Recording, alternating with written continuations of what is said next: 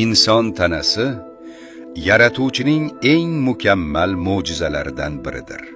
Tanangiz siz o'ylagandan ham juda murakkab tizim. Kuniga 100 ming martaga yaqin uradigan yurak. Har soniyada trillionlab jarayonlarni boshqaradigan miya. 100 ming kilometrga cho'ziladigan qon tomirlari tizimi. Har soniyada millionlab nobud bo'lib qayta tiklanadigan hujayralar. Har kuni 150 litrdan ortiq qonni filtrlaydigan buyraklar. Hatto bitta yorug'lik zarrasini sezishi mumkin bo'lgan ko'zlar. 2,5 petabayt xotira. Bu har qanday zamonaviy kompyuterdan ham yuzlab barobar kuchliroq.